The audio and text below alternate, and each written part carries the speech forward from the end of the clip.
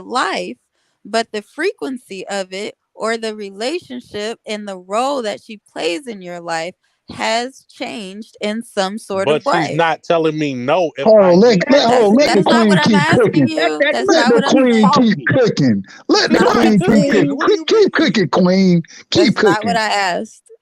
Her role has not changed in my life. Over time, you grow So distant from that's your people, right? stepmom. But if I was She to buys call you her Christmas gifts. She gets you toys. She giving you advice on girls. You all guys the hang shit, out on the weekends. Like everything that's what you're doing. That's your from the stepmom. age 12 Hey, keep to cooking, man. the age 12 to 21, she was in my life fucking with my daddy. They broke up because he did some shit that he did. From 22 to 34 right now, nothing has changed. She called me on birthdays. She makes sure I'm good. She checking on my kids. Like, there ain't no Bruh, bruh, difference, bruh. bruh. But no, it is a difference. The difference is that in this situation, we dealing with a nigga who's still eating Happy Meals from fucking McDonald's versus your ass being 12 to 21, bruh. It's a difference. It's a total What's difference. the difference? Even though, What you even though you gonna still rock with, I ain't mad at you. You can rock with whoever you gonna rock with. I ain't mad at that. What I'm saying is for this man right here at this current point of his life. This man is telling you that he not trying to provide for all your other kids. He trying to provide for the kid that he made with you. He trying to do his job as a father. That's what he's trying to do. And if he's trying to do that job, you feel me? I'm not finna sit here and slight this man or give any hate toward him because at least because the other fathers clearly they not doing shit. So if this man is actually trying to do something, he taking a burden off of you. You know what I'm saying? So at some point in They time, you taking a need to. burden off of you by bringing one kid over some food Man. after That's you one said more you kid didn't you don't have to Hey, feed. after you Shoot. said you let didn't me. have no food Hey, stamps to feed the rest of your kids, he's gonna feed the kid. That kid gonna be full, and all the rest of them gonna be sitting there hungry. The That's her rest That's of his problem. dumb. She got kids all is them not his kids. let me find problem. out, man. But Let me listen, How find is listen, out the so rest we hold can on, of the count. hold kids on, his hold We on, can hold on, problem? hold rectify on, families hold on on, the hold on, side. Let me hold on, find Baby, out. It's hold on, not hold his on, problem. hold It's on, just hold on. morally fucked Let up me just say for this. Well, you that's to what I feed said one earlier. As kid. a Let me just say society, this. people think Okay, it's well say rude, that. but Well that say man The that. is not reason why, obligated to take care of all her He's kids. not That's not his obligated. job. He's not here we Well, go. But obligated. that's everyone true. just listen, feels like it's rude. hold on, That's it. But that, We can that's save her. true let's though. get best pugilist on. Hold on, let best pugilist get his point off, and then we'll get back to Desi. Go ahead, Puge. But see, this is where I think people just missing this point here. The reason why it's this problem, because homegirl had kids when he started fucking with her. And you know what you getting into. Motherfuckers be thinking so much about getting, excuse my French, getting pussy and shit. You're not looking at that situation you getting your ass into. Because if it was me, I ain't doing that shit. Because I ain't going to have to deal with that shit. Man, Because I ain't going to put myself in that shit. But motherfuckers always like that low hanging fruit shit, man. You looking at the situation, you wasn't thinking about that shit when you was trying to get no fucking pussy. You knew that girl had them fucking kids, and there's a chance when you sticking your dick in any woman, if your ass ain't sterile, you can have a fucking kid. So it is a fucking responsibility for that shit. If you don't want to deal with that shit, don't fuck with her. Cause there are enough women out here who don't got kids. You ain't got to deal with that shit. So motherfuckers always making an excuse for not to do some shit after you don't put yourself in this situation. He put himself in that situation. Because if she had one child when he got there, he ain't have to fuck with her if he ain't want to deal with that shit or just be more responsible. Motherfuckers is full adults here, man. Of course, but that woman, she got all them kids. She gonna be she responsible for all them kids. So she ain't gonna just sit back and let you feed one fucking kid, nigga, whether you his father, whether she you had his father or not. Hold on, Hold on, let me finish. I ain't finished. Let me finish. Whether you his father, whether you the father or not, she gonna be responsible for that shit. At the end of the day, people don't understand that. A man just can't understand the shit that a woman got to go through. Man. Cause she got to be responsible for all them fucking kids. When your mother got you, when your mother had you, your mom's just thinking about taking care of you. Even if y'all all had different fathers, she's thinking about taking care of all of y'all, not one That's a of y'all. fact. The woman don't think about, well, I'm just taking care of this one fucking kid. She thinking about, I got to take care of all these motherfuckers.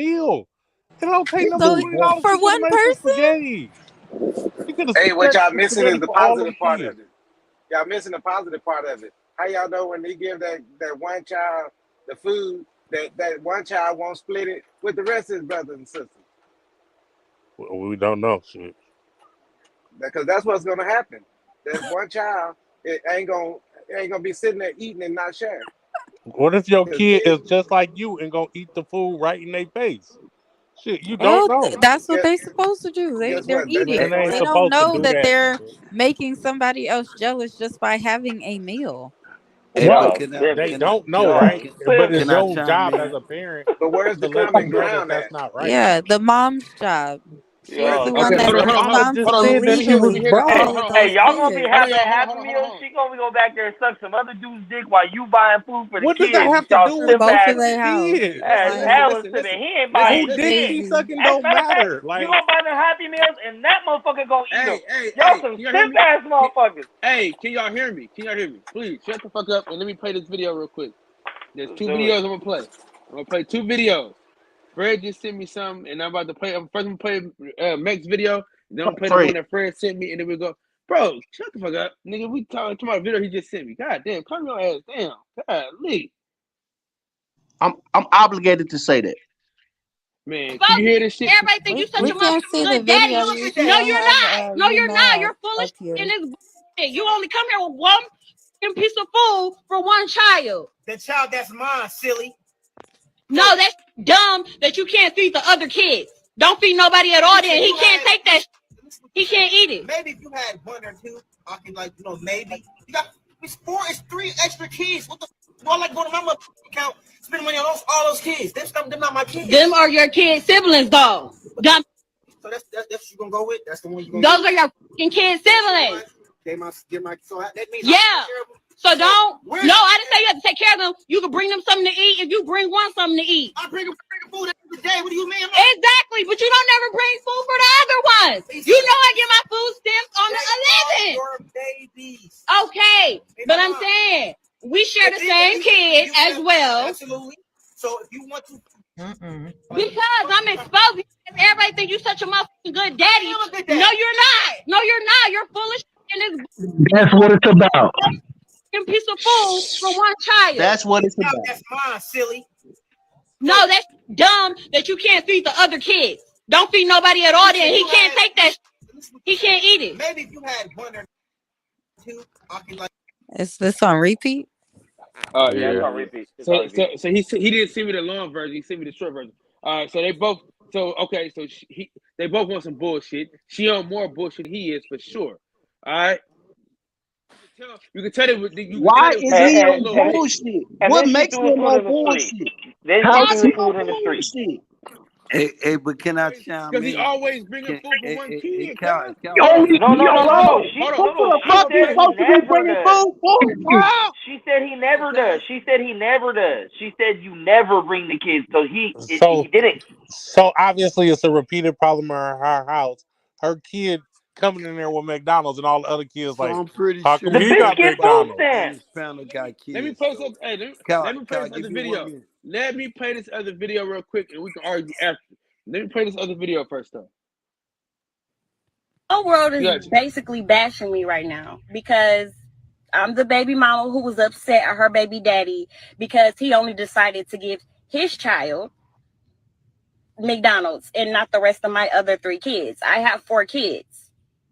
You knew the situation when you dated me. Our child is the youngest child. I know it. I told So you. keep that in mind before y'all make me the villain. That means all my other kids knew him. He was buying the McDonald's when we were together. My kids have to go through a transition of our breakup as well. Like, yeah, me and you broke up, but my kids got to feel it too. So now my kids have to see only one of their siblings get McDonald's and not the rest of them. And they know it's coming from you because, of course, like me and you used to be together. They used to see you. You used to do it for them. But now you don't want to do that for them anymore. Like, to me, that's petty. That's petty. Like, it's not fair. Like, you're not finna give one child McDonald's and not all the other kids McDonald's. Like, I'm not going. And then on top of that, you mean to tell me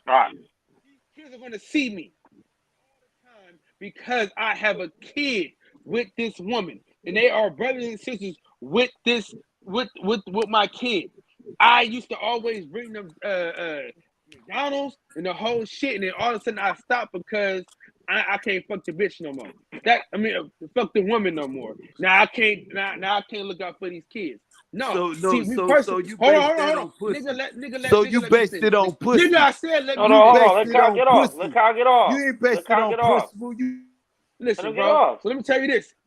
I worked at Job Corps for 5 years of my life, giving back to the less fortunate in the black community. I did my part as a man, right? It was times I didn't have a goddamn thing. My wife will tell you right now, she used to get mad as hell at me for doing most of the shit that I was doing for them kids. I wasn't obligated to do a goddamn thing, but as a man, I seen a need and I met that need. That's what men do. If I see a need that needs to be met, nigga, I meet that need. It's a kid. It ain't no grown ass man. It's a kid. It ain't no. I'm not taking care of the woman. I give a fuck about the woman. I'm talking I'm gonna about the keep the energy kid. what you said. Taking care of the You kid is said when taking you care ain't of the getting no woman, more though. pussy, You're you lessening said you her stop burden. doing for the That's you kids though, taking care Kyle. of her. You said you stop when you ain't getting no more You pussy. took Keep the energy right there. you took that burden when you had a baby with the broad that had 3 kids already with all these different baby daddies. Nigga, you knew what you was But getting yourself into. he there for his baby, Then you Kyle. apply You for said you custody. gonna stop. Apply for You custody. said you was gonna stop because This you what ain't that getting man no needs to do. pussy. He needs to apply for custody because obviously he's in a better financial state than she is. She can't even afford to put food on her kids' tables for whatever choices she makes. And obviously he can, and she expects him to put food for 4 of the kids. He's in a better situation. He should apply for custody, and then she can fucking visit the kid over there. And she can deal with just 3 because obviously 4 is too much for her. Hey, Mix, you in the light. That Apply to sounds you over good. there, But Mix. at the end of the day, Hard for you over there, Mix. That shit kind of female I hard for That's deal a you over with there, TPS Mix. case. that That's has a TPS case that she female I gets deal food with that stamps and has still kids, has no I'm food for her responsible for kids. the kids moving forward. That's what we're saying. For every female I deal with that has kids, I'm responsible for them kids moving forward. That's what we're saying. No. I just Apparently. gave you the scenario. I just gave you the scenario. I just gave Right you the side. scenario. Right I just side. gave you the I scenario. Hey, told your Y'all No, family Kyle. cookouts gonna be apparently low. you're awkward as Hey, only fuck. right side. I responsible told for Kyle I them would have going picked that forward sandwich if up you and two have stuck a it in her kid with mouth. her. I'm wrong for Oh, that. okay. Oh, Otherwise, it's so, just Hey, peace Dad's out. talking. Dad's talking. Dad's so, talking. so Des, hey, Des. So only if I have a kid with them, you know what I'm saying? Then I'm responsible for all the kids. You know, Right. But if you No, you don't have a not. kid No, with you her, not. then you Right can say side. fuck No, them you kids. not. Because apparently Unless that's you what they married, saying. unless you married to her, you're No, not okay, obligated Kyle. to all those Kyle. kids, though. Kyle. If Now you're I not understand. married I to do her, you're understand. I not do understand what obligated to Kyle's those saying, kids. right? I do understand what Kyle's saying because when I pick my I mean, daughter up I from school, understand that I aspect pick too. up I just her don't get how stepbrother. one is better than the other.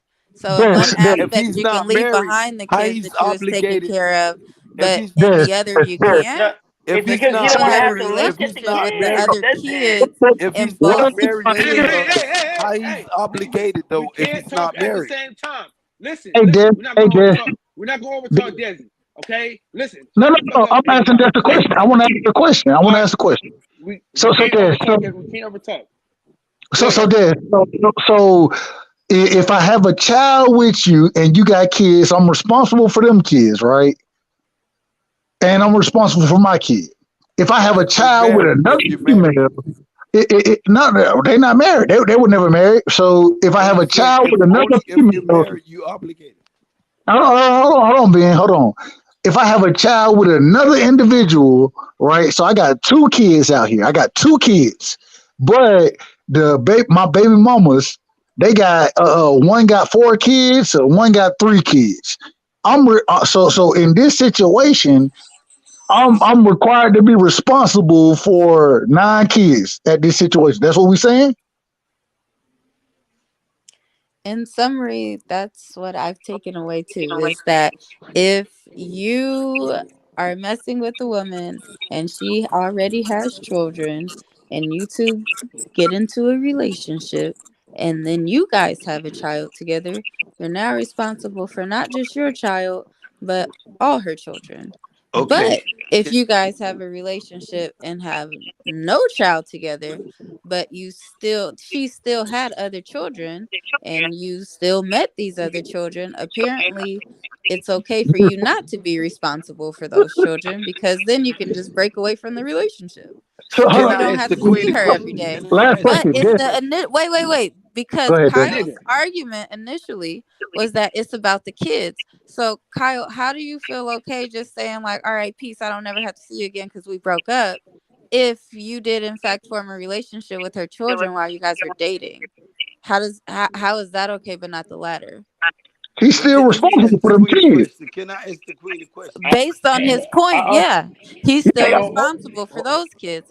But That, earlier he said that if he didn't have a child with that woman, peace Okay, out. but It's a I'm finna clean go. break because he I'm doesn't have going. to okay, deal I'm going with in a the okay. So different female direction. anymore.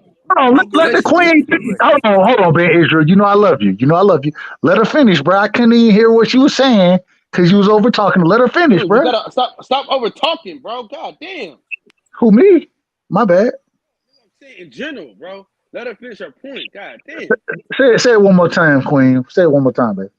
I'm saying Kyle's point earlier was that this whole situation has to do with the kids, not necessarily the female in terms or the dude in terms of like who's doing right or wrong. It's about the kids at the end of the day.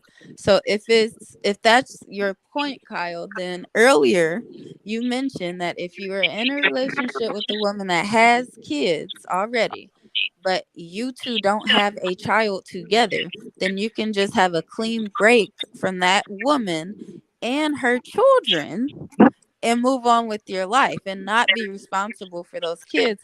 But how can you say that when you said it's about the kids? If you had a relationship with those children while you were in a relationship with that woman, how do you feel okay with just, checking in the deuces and never seeing them again?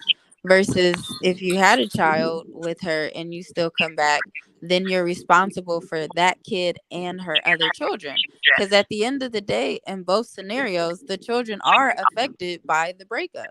So you're not going to stick around even though you don't have a baby with them, but you were in those children's lives and did things for them and played the role. Like, you got a channel, Queen. I need to go add. I need to go add you. Oh, Okay, let subscribe. me. I know. Okay, I let need me. to Let me. subscribe to your channel, Queen, Okay, because Listen, let me. you talking that real Let me stuff answer right the. now. So let me answer this question real quick. Let me answer her question. Right. Don't come with Let me no do simp my. shit. Let me. Huh? I said, don't come with no simp shit. Nah, nigga, I'm a player, nigga. I always been a player my whole life, nigga. man, Everything I I do need is to a get player. in. I need to So get so I'm in gonna when say this, y'all finish, man. man. Listen, nigga, just wait. Hey, you getting your player card revoked tonight, Kyle? Nah, nigga, please. Nah, nigga, please. I just got love for kids. Now I'm gonna tell you this, right? Right. I'm gonna tell you this. I'm gonna tell you this, right? Depending on the situation, is that's where it comes. That's where it comes down to, though. But I'm gonna tell you this, though. The reason why it's easier for you to do a clean break, right? From if you're gonna no ties, because you don't ever have to see that person again, right? There's no jealousy being breeded between the kids. There's no disadvantage That with wasn't the my kids. question, Kyle. I just told, but that's the point, though. No, no, no, That's no. the point That's of the not my break. question because your point earlier was about it's about the kids. So if you were playing the role in their lives as being their stepfather while you dated that woman and now you have made a bond with these children and you have your own relationship with these children, you're saying you would just up and leave them because you broke up with the woman, yes or no? No, I would not. But can I ask my question now? She And only. I said that Because earlier. Now, earlier you now, And I said you said, would. and no, I did not. No, I need I to ask said, the hold on. queen. I said you could, but this is what I said. I said me personally. I said still have relationships I would still have a relationship with them because just because I'm not dating their mom, don't mean that we didn't have a bond. That's what I said earlier today. I said if I go to make Burger King, I said I will bring them Burger King again today, right now. That's what I said. So you think that the jealousy breeded between the kids is more psychologically dangerous for them to have than the sense of abandonment? Because you But just left the girl and the whole family to but be he, abandoned but by he, the man that was in hey, their life. hey, he Hey man, just gave her both though. Well, hold can I on, drop this? those Can I hold drop? on, shut the fuck up. They Damn just got both motherfucker. though, Max. They just got both, Max. So They not got a not band. Hold not. on, shut the fuck up and let me finish, bro. God damn. Oh, well, you did pause. We thought you were done. They got both, right, Max? They got abandonment. And they got jealousy with that situation. Can I get an amen or no? With leaving? Him leaving and then Uh, him bringing back shit for one kid and then dipping the fuck off. Is that not breeding jealousy and resentment and abandonment? well, you got a point. Yeah, that's true. It could happen. Yeah, I know the fuck I do. But So blame it on the mama. go ahead, Ben Israel. Since you just want to overtalk every goddamn body, go ahead. I just wanted to ask the queen. Putting herself in that situation where she have done that. And then with that aspect, when y'all, cause I have no kids though. Cause like I said, Oh I would shit, he have. can't fucking tell me shit. Yeah, but at the same time, when I'm Man, but speeding, no, but you can't tell me shit, dog. no, no, See, no, no, man, no, Next. no, nah, hell, no, no, he no, bro. came I'm over here with talking to this the shit. queen though. You interrupted Well, Go I ahead, me. bro. don't Go have ahead, bro. Go ahead. kids either, so then are all my responses and But see, this opinions is why null I and said I void? would have picked the burger up and stuck it in her mouth. Cause this what I'm saying though. When I'm trying with my son, Mother your maybe kid, you gonna stick a hamburger Kyle, in now the you're mother of your being the kid fucking over mouth? talker. Let him get his point out. thank you, Queen. Thank you, Queen. Cow, you motherfucker. But like I said, Queen, you know what I'm saying? I don't understand this matter though, cause I'm looking to have children, but I want from the right one. And I done been in a relationship with females with kids, and I have done for those kids. And just like you told the other brother on right side that Kyle, once you out of that relationship, you won't have no ties to that kid.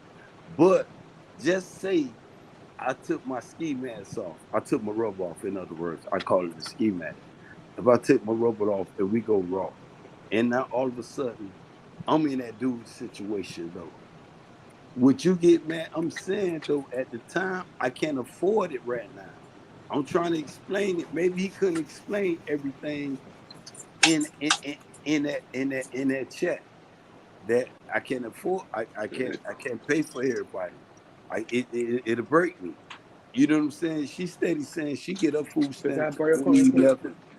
My She two ain't license, saying I she just got saying. no job or nothing like that. But as a man point of view, would I be wrong? I mean, Excuse honestly, me. I I think need to record I really don't my think it's a views. right or wrong Fuck type of you. situation. I just I got think it 31 people depends in there on right now. people's personal Yeah. views on it, whether their social views on whether it's right or wrong. But just in general, I really don't feel like there is a right or wrong. Like, he's doing for his kid what he's supposed to do. People are just upset that he's not doing for all because it was something he used to do. And she start fucking a new dude, you still buying the kid But shit? but he Or you can't are you afford. passing that But he on? can't Well, that's afford. that's what I'm saying. Like, we But don't he can't know all afford the that the right whole now. situation in terms of his financial situation.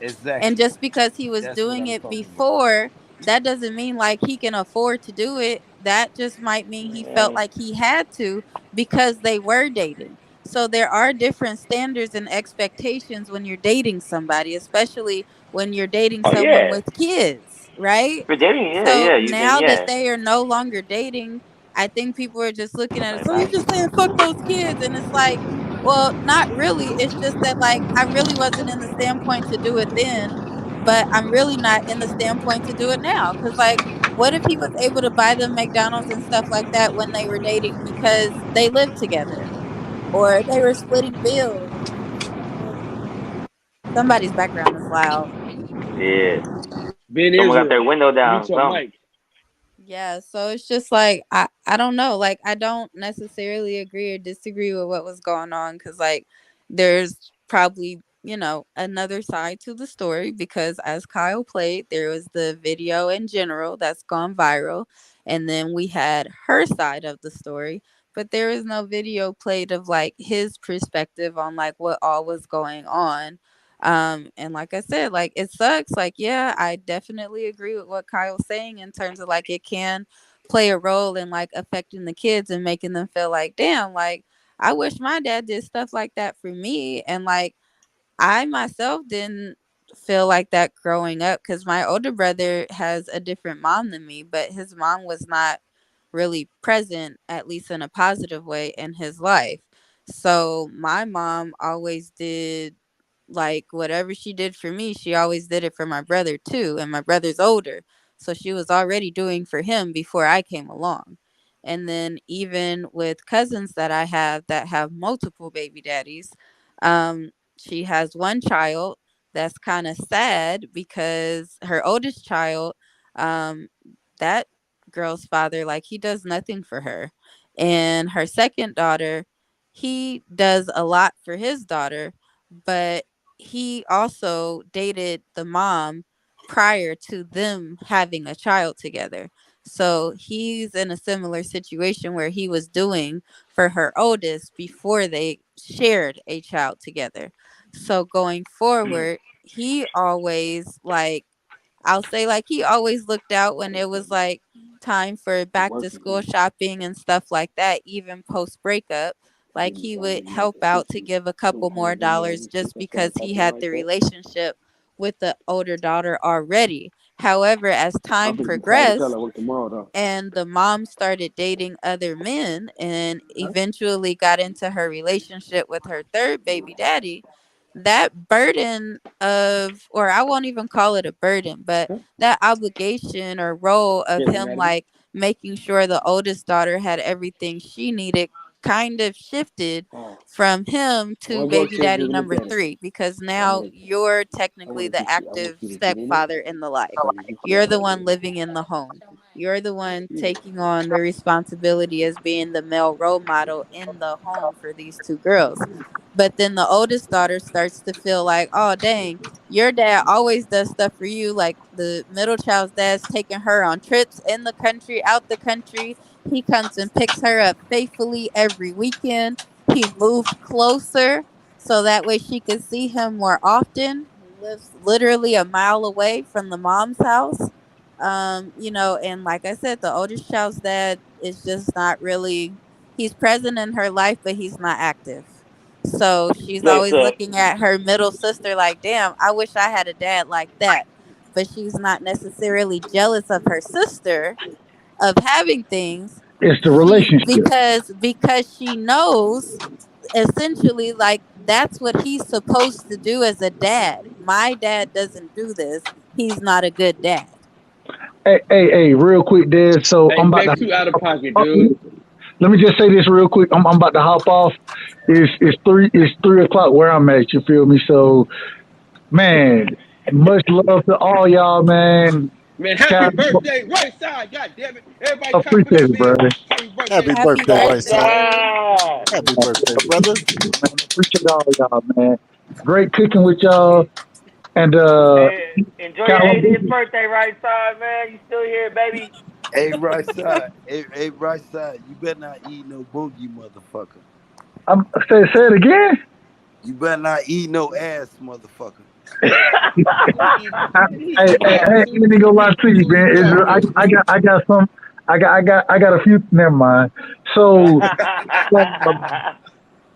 shout out to all y'all, man. Cause Des, you know much love to you, Kai Queen. the Al, CEO much of love, Ben Banter, Israel, man. Mex. I'm out for the night, man. I want to cook with y'all a little more, but I gotta ride tonight, man. we But out here. We out here. Man. We got much love for you, big dog.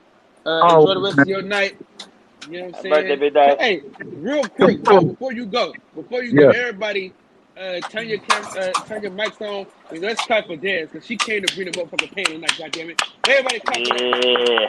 Hey, I was on the phone with my father, man. I'm clapping for Dez, man. Forget Hey, Dez, hey, man. hey, Des, Take care of them kids, man. I know you heard Obama. I just added you on IG, man. Much love to you, Queen. Keep cooking, man. You spitting them damn facts, man. Keep spitting the motherfucking facts, man. Much love to everybody, man. Much love to all y'all. Yeah. You can catch her here Take every care of them Wednesday, kids, man. goddammit. Every Wednesday you can catch her here every Wednesday night. Now, Desi, you said something. I heard you talking about some stuff, right? Yeah, I heard you talking over me. No, When? I'm When just joking. Go ahead. What you was gonna I say? wasn't even around. You know what I mean? I'm just saying Hey, Dez that be mad at people talking over her. She talk over everybody. Forget Dez. Hey, listen. Hey, I'm gonna be honest with y'all, man. The best production manager, man. She work on 2 shows. She work on my show and she work on Coop's show. And what I heard, we ain't shit. I'm telling you that right now. Hey, Goddamn it. that's Hey, a fact. my show has elevated to new heights since Desi been a part of my shit. So, Who was this I got great to I one got to talking give her the about you just talk too. too much in the comments, man? Who said that? Who was great one? I don't fucking know, man. We don't even read these comments for real. For real. Hey, Mex. Nigga, What's lucky I happening? don't know how to kick people out this motherfucker. Hey, What's Mex, happening? you hilarious. Hold on, look what I gotta share what Mex sent to the group so y'all can laugh What real happened? quick. This is hilarious. This nigga Mex is hilarious, bro. Yeah, pull that bitch up. I Makes think I you can pull it up. makes I Pull think you I it can use up. pull it up term without sipping too lightly. John, I way too am lightly. shocked that you're still awake. I was on the phone with my dad just now talking shit So, to him. What you done did, Max? I'm shook it. I sent Kyle something on Instagram this shit about the hella whole funny. This Happy shit Meal funny as shit. hell. I said hi Oh to yeah, I saw this. I saw that earlier. No, but it Yeah. goes back to that's like the same thing somebody wrote in the comments though. It's like first it starts with the McDonald's and then what, like is he gonna be obligated to buy them like name all the other kids name brand clothes and shit just cause that's what he bought his No, kid? So, no, we ain't hey, going that far. It's just as simple as feeding kids, man. okay, No, I will but say this. like no, but that's it is I'm kind that of in the far because like situation myself right now. that's I'm what in the it's situation all myself, about. and like my What you daughter has mean, a Mex? stepbrother.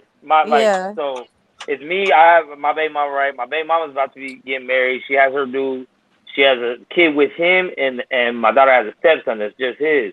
So my Uh-huh. daughter and his stepson are the exact same age, and they go to the same schools in the same grade. So I pick my daughter up from school every day. Did you I have a also pick him relationship up. with him? Wait, let him No, finish. I don't. I have no relationship with him. I've seen him grow throughout the years because they've been together since the kids were like 2. So I've seen him grow throughout the years, but I don't kick it with him. I've never hung out with him, never been to the house. But when I go to school, pick her up, of course I pick him up too, and communicate with the mom. I got the kids, cool. If I get her something for the ice cream, I get him something too. If we happen to go to McDonald's together, he's in the car. I'm grabbing him something too. But I don't pull Man, up get and your bring simp shit to the ass out of house. here, So Mex. how the Nah, fuck you gonna call get a your simp simp and ass can't out get of No, no here. because nigga? because Get that your simp ass it's out of here. rude when you No, do it in no, front of no, no, them. no, no, no, no, no, no, no, no. No, get the Nah, fuck out my of here. daughter No, comes keep home with that her Hey, own hey, food ho, energy. all Mex, the you time. Keep fired. Get the that fuck out of my energy. establishment. Nah, Fired. Get the my fuck out of my establishment. my but You fired. Get the fuck out of my establishment. He Lord. didn't keep that same energy. You Man, see that? fuck Oh him. shit! He be He's buying the full of little boy shit. ice creams and Full of shit. shit. God He's That's so what damn, he full of Max. is. shit, bro. Man, get your ass out. Man. You fired. Get the fuck out of my establishment. God That damn nigga it. was just talking all that shit, blood, and be buying the little boy ice Nigga cream. buying, he bought it. He ain't even have, hey, listen. Nigga, that ain't even his kid. They ain't even his woman Hey, kid. the nigga be like, "Did you get the toy you wanted?" Look, this nigga so Man, fuck pussy. out of here, what? Sick ass nigga. whoa, nah, but for me that's just not being rude. My daughter come over with her own gourmet dishes all the motherfucking time to her mom's house. She come with her own shit all the time. We go out. I Yeah, don't but bring you nothing pick back for no blood one up in the from house. school and take them to Nah, get bro. food and shit without a Yeah, problem. man. Get the fuck out of And my No, that ain't I'm no not. establishment, problem, bro. Hey, bro. but peep this. That's anybody rocking with me. Whoever is sitting in my car, if I go to a drive-through, I'm not fucking leaving everybody no food. That That's could it, be but you. That could that's be the anybody same else. thing though, Max. That's the No, it same ain't. thing. Yes, it is, I have no bro. No, connection because to that they're kid. not You with talking about him. I That's feel what he's bad for the saying. kids. Like I don't feel When it, bad for I feel like I'm rude if I don't offer food to people around me when I'm getting food. That's it. Bro, that's rude that he bring McDonald's to the house with everybody in here and nobody else can eat Hell. it but the That, kid, but bro. that I do In that shit your all the time with my Pick, opinion. daughter. All pick, the Hey, all time. you right, know what? pick Y'all know what? that little Let me nigga ask up you. next time. Let me And ask I do y'all that just shit this get all your the right here. time. daughters. for food. If my daughter calls me and said, "Dad, what are you doing?" I'll be like, "Oh, I'm at Red Lobster eating." She'll be like, "Oh, grab me this, grab me that." I'll bring her Red Lobster, only her. Take it straight to her mom's house, knock on the door, and give it to her. Because That's she the only asked reason for I an came. order. Hey, let me tell Yeah, y'all but this right I'm here. not feeding the whole fucking house. She wanted, she Hey, got it. That's I on was her. That's my kid. Ain't no I kid was about to ask training. me for Red Lobster anyway. But she My daughter That's a loves also Red lie, because Lobster. kids is out here asking for My daughter crab loves Red legs. Lobster. No, I'm Hey, saying they not check that. this getting out. that shit. Check But this listen, My out. daughter I gets was there's that a shit all the training. time. caveat. Hold on, Uh, Viva la Mexico. There Hey, is check a this out. caveat though. Oh, go ahead. uh, I wasn't in a Check this There's a out. relationship with I her was when I caveat. was a training. kid. No, Hey, I was listen. training the kids at the high Nigga, you don't school. hear me talking, bro? Hold on. Nigga, you hear me talking? What you doing out here? Hold on. I don't know when to come in because everybody's like jumping in Well, there. wait, nigga. You next, bro. Just, hey, let me I get this off. appreciate it. Damn. Hey, Viva la Mexico. Listen, the caveat is, nigga, dog. The caveat is, there's a dude taking care of the responsibilities of that household now. This woman is still single as hell with nobody to help her out. So there's a difference. But I digress. Go ahead. Big Okay. difference, yeah. I was Oh, training my the bad. Go ahead, kids. Sasso. Go ahead, Kyle. I Sasso. was training the kids at the high school and in wrestling class, right? So they asked, the coach asked, like this is what they normally do. They buy the chips and stuff for the kids and all that to sell it to them. And I was like, I can't do that shit. But when they went to a tournament, what I do is I'll stop by the Sam's warehouse and get the whole quantity of bread and lunch meat and chips and stuff. And I didn't sell it to him. I gave it to him. But that's a write off. Yeah, anyway, but my thing is that it didn't matter to me to do that because I noticed that those kids whoever their parents were, I don't know if they knew that them kids need to eat when they out there on them in the matches. But I took that responsibility and I left there knowing that I didn't let them kids go without, and none Nigga. of them were mine. But my other thing that I See? wanted to say is when you in a relationship with a woman that got kids already, the only thing you can be to that woman kids when you leave that relationship is their friend. Those are friends to you at that point. So and that's after you leave. But when you there, then you playing the Those role your as a kids. stepdad. Yeah. You playing the role as a stepdad Yeah. while you there. And if you and the thing about it is you playing that role don't mean you have to do anything, but the humanly responsible thing to do is to do something to help her take care of them, because you there sharing her space, or if not your space or whatever it is, but you sharing with her and her kids like a package.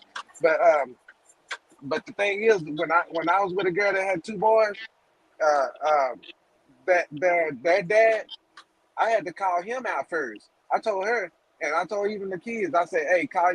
They wanted the basketball goal. Call your daddy. Ask your daddy first. If he can't get it for you, then I put half down on the basketball goal, and your mama pay the other half because she got child support. You see what I'm saying? So that's how I left it.